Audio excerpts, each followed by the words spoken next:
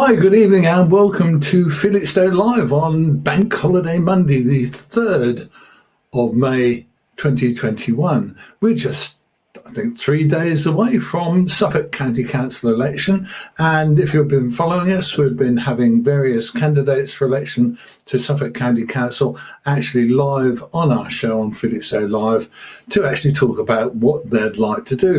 The key thing that's come across from all these people is that they are not national politicians. They're real, live, local people whose primary consideration is doing their very best for our local area. That's why they're standing for election here. They don't get paid, they get some expenses, and they get a small allowance for when they're doing council business.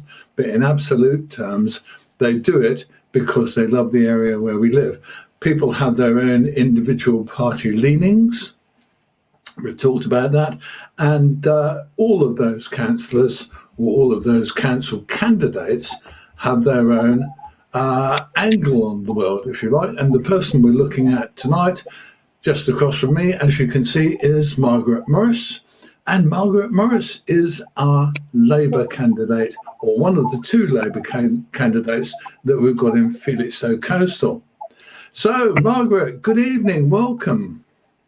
Right, nice to be here. Thank you, Chris.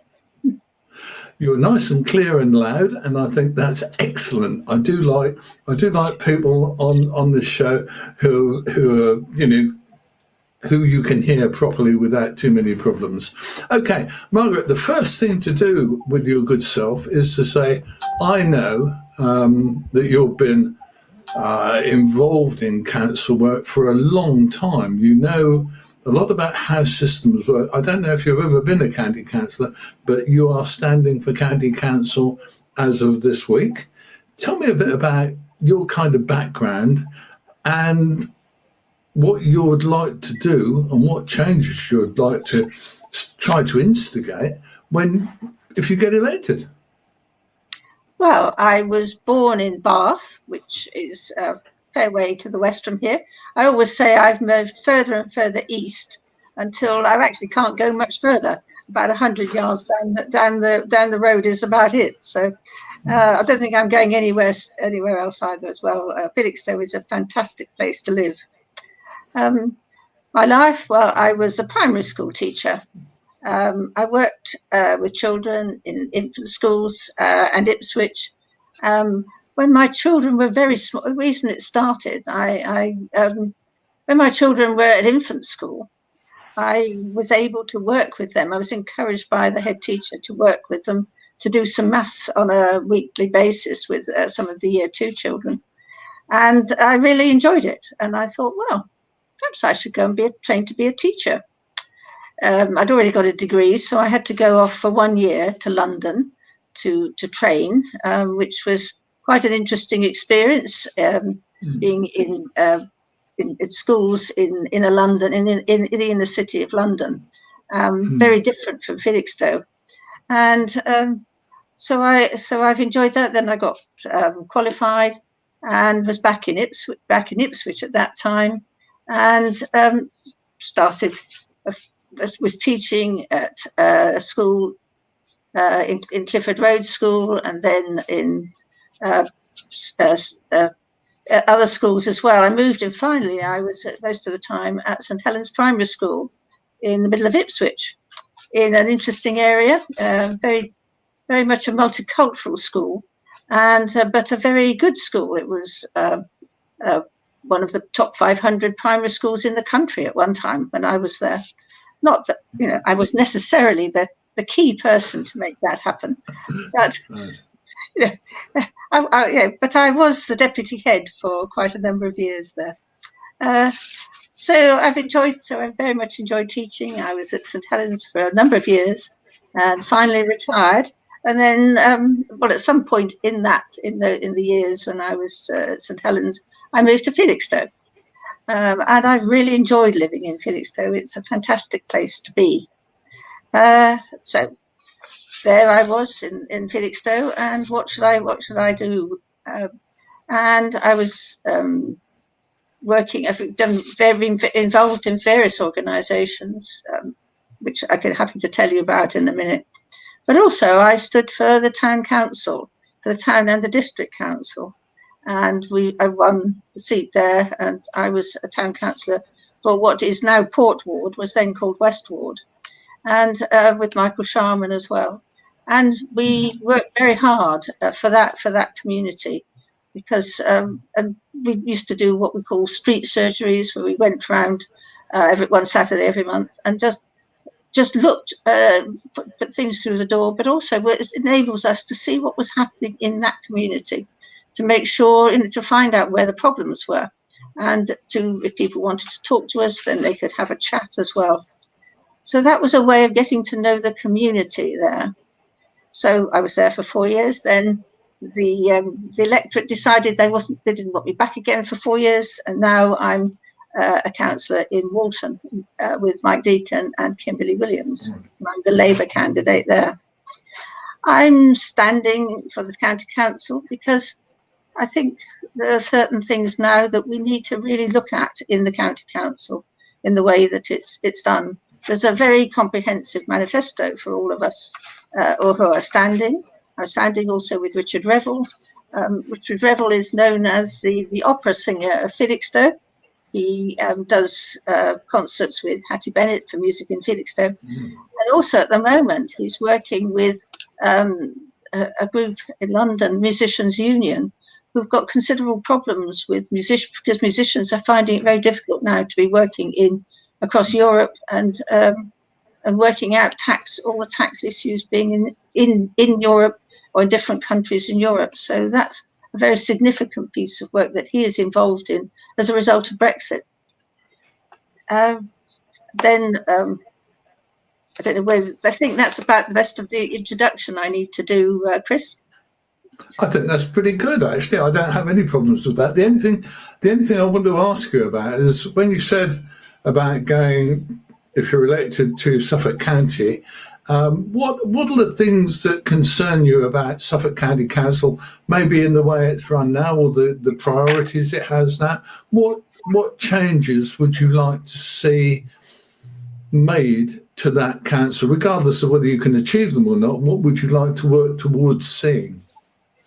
Well, one of my concerns has been from working in primary schools is what's been happening within all the children's centres in Suffolk, right across Suffolk. And there were, I think, in 2015, about 18 of them, 47 of them. And now it's down to 17. So there's a big cut in that.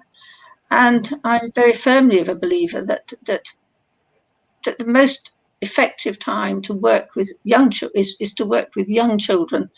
When I always say that if they're 18 months, that's the time to support them. When they get to 18 years, it's much harder to start impacting on their lives.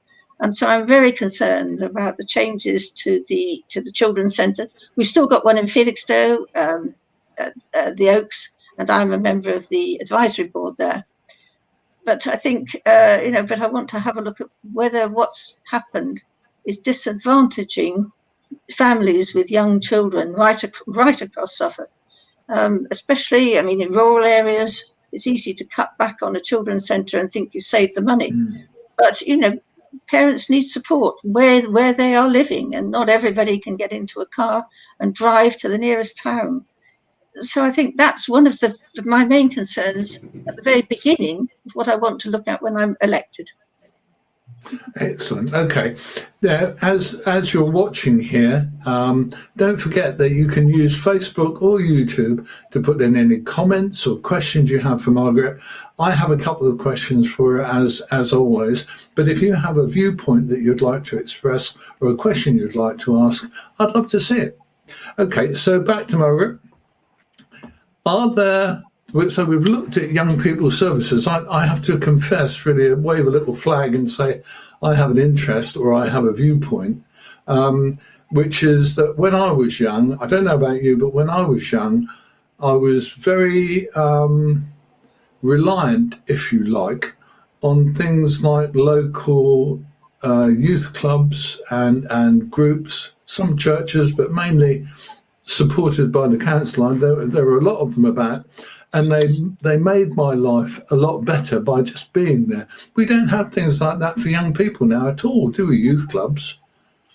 I think they're not run by the county council, and I think you're very right that we do need actually to support youth clubs as well, because again it's a way of talking to teenagers who don't necessarily want to come to anything very formal, but if they've got games they can play and just relax, then that's the time you can sit down and have a chat about what's happening in their lives. And it's a question of building up trust as well with them, so that they will talk to you. It doesn't happen overnight, especially with teenagers. You have to work with them and work. I think be a positive support for them. One thing I've asked everybody on these little sessions is about the relationship between the county council and Felixstowe, our hometown. I have a feeling that councils in general, whether they're district or county, but in this instance county, have a problem with dealing with Felixstowe because it's such a mixed bunch. We've got just down the road from your good self, I think, and from me, we've got this huge, massive port with stuff going on, employing, what is it? I think it employs 10% of Suffolk, someone said the other day. It employs a huge number of people, directly or indirectly. That's one thing. And then we have this rather nice town, quite a successful town, with a nice seaside and all that. Do you think that Suffolk County Council needs to maybe alter the way it deals with Felixstowe or improve the way it deals with Felixstowe? What do you think? Well, I'm not sure at the moment how exactly they're involved, because that has not been apparent as far as town council meetings are concerned. I think that it would be very helpful to be able to talk to them with their expertise. We've got issues with roads as well coming up, and all the extra building that there's going to be. There's the logistics centre coming up on the A14 as well. Mm-hmm. So there are a lot of issues around what the county council is involved in, as well as what the town is involved in. And I think we could usefully meet together and talk through those issues. And that is something I think that as a county councillor, I would certainly be wanting to do.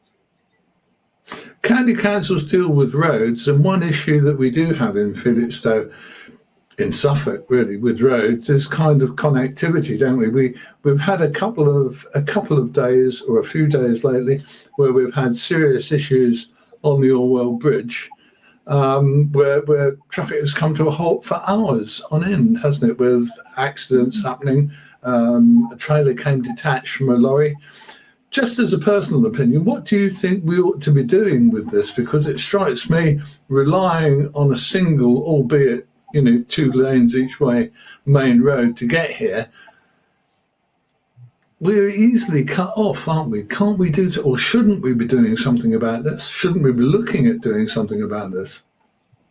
Yes, I mean, there was the proposal for the northern bypass around Ipswich. I was not happy about the way that it was taking away good countryside and farming land. And I wasn't sure that was really the right solution. I think in the long run, we need to be starting to think about, reducing traffic as well, because, we're creating, we've got to be aware of climate change and all the impact that's happening. And I think our reliance on roads needs, in the longer term, to be reduced, and we need to start thinking about other ways of transporting the containers and so forth, and also whether we actually need all the driving that we do so all the time without really thinking about the impact on the environment. So the environment is something that I think I would want to focus on with the county council, and look at ways we can look at the climate emergency, and look at how we can reduce emissions as a county council, and start that discussion going. I think it needs to happen quite soon. It's a scary one, isn't it? I think climate change is quite worrying, and I think the younger you are, the more serious it is, because let's be blunt, I'm an old geezer now, and it's never going to affect me that much unless it all happens at once. But for people who are now in their teens and 20s, 10 years down the line, 20 years down the line, it's going to be an interesting time for them, and a worrying time. Let me go back Can to I just Suffolk. Sorry, yes, can you I, can. Go can I on. just add? Can Sorry. I just add in though that we've already got signs of climate change in terms of we've got glaciers melting, we've got sea Yeah, rise happening. You know, it's one of the things that Felixstowe Fair Trade Forum is we're in contact with a tea planter in in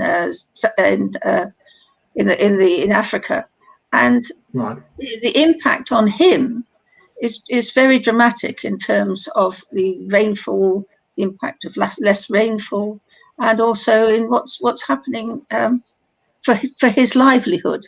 For us, it's not like a livelihood at the moment, but for him, it's a real problem. And I think then there's information on the Fair Trade Forum website if people want to have a look. And that was your cat, wasn't it? It was. I'm afraid it's my cat. Yes, she likes to join. She Yeah. knows I'm going to sit still for a while, and so she can come and sit on my lap. I think that's excellent. I think that's excellent. Do you know, where we live in a flat, and so you can't have pets here. And I miss having a cat or a dog because they're such an entertainment, aren't they, to have around?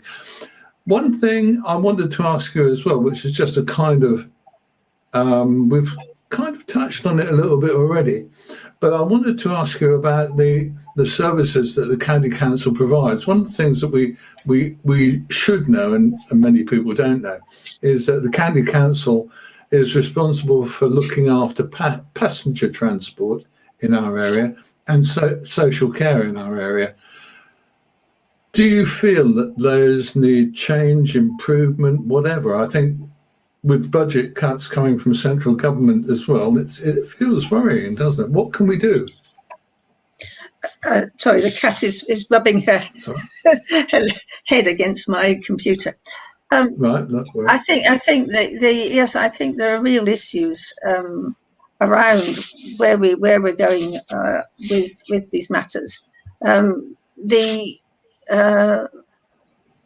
the what we have to do, I think initially, I think when Labour is in power in the county council, is actually to start Hmm. to review what's happening, what they're doing about transport, and I think we need to be able to think about it because people do. I think if we're going to hope that people are using cars less, then there has to be really good, efficient public transport available, and that will be mainly buses, especially in Suffolk. We need to start to plan for this, not just to wait, a few more years down the line and hope something will turn up. We actually need to start to improve the bus services. There are complaints in Felixstowe about buses don't come where people live, and there have been, of course, cutbacks during the pandemic as well, and the Hmm. services that they're not as frequent, but they're still being used because there are people in using the buses. But it's how it's financed as well. People cheerfully use a bus pass, but there needs to be more encouragement, and I think the only way to do that actually is to provide more buses, because if there are only a few buses, people don't want to stand and wait for a bus. It also means No. better connection as well, so they know whether the bus is going to turn up. Okay. What about social care? Again, in reality, we have an aging population. The social care needs of the population are probably becoming greater. Where can we go with that? How can we change and improve things? One of the things that I think is quite difficult for older people, particularly, is that many older people are able to live on their own, but there just aren't the kind of facilities to allow them to do so. Yeah. I.e., if you're an old person, you have a big house, you're stuck. Yes, I think, and it's a question really of the county council. I think needs to be the prime instigator of looking at where we are at the moment within Suffolk, right across in care homes, in people who are living on their own and need extra support at home.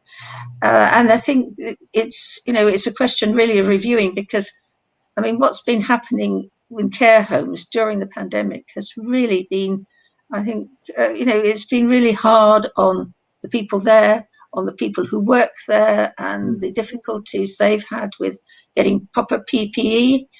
All those, there are tremendous issues that have been thrown up over the last 12 months. And I think it's now is an opportunity for us to review it, to review the funding of it particularly as well, because it's like it should be part of our own responsibility. There's so many, a lot of them are privately run, and we need to really have a thorough look at how they're run, the quality of the staffing, encouragement of staffing, and I think ensuring that they're not just going from pillar to post as well, and not being able to spend time chatting, because that's actually what people in care homes need. It isn't always medicine, it's just someone to talk to. Ordinary human contact. Yep. Margaret, thank you so much for agreeing to come on our channel tonight. We haven't had much feedback from people, but such is life. I've found it enjoyable and interesting. And again, what can we say? We're actually presenting a real human being, not a party politician, but someone who actually lives in our community and loves our town. And that really is the answer. That's what we're looking for. Whoever you vote for, that's what we're looking for on our county council. Margaret, a really big thank you to you for coming on the show. Thank you very much for inviting me. I've really enjoyed it. Okay, so there we go. So that was the excellent Margaret Morris, who's standing for Labour. I've known her on and off for a few years, and I think she's another one of the kind of people we've talked about quite often, which is people who are devoted to our local community. Don't forget, you can vote on the 6th, which is, of course, Thursday. And to just give you an idea and remind you of what and who, there we go. Here's a list of those folks. You've got a lady standing for the Green Party. We've got Seamus Bennett standing for the Lib Dems. We met him the other day. Jan Candy is standing for the Lib Dems. We haven't met her. Mark Jones is standing for the Communist Party of Great Britain. We met him. Young Margaret Morris, we met her, right now. And Graham Newman, we met, I think it was on Sunday evening, wasn't it? And there are two further candidates, Richard Revel and Steve Wiles, who are also standing in this election. I'm going to come back to you before the end of, or before the election day, and just remind you of who the candidates are. And in the meantime, I'll say to you, thank you very much indeed for watching this clip tonight and watching our live show. And we'll be back with you soon with more live content on Felixstowe Live. In the meantime, let me say I'm Chris, this is Felixstowe Live, and we'll see you soon. Oh, maybe we won't see you soon.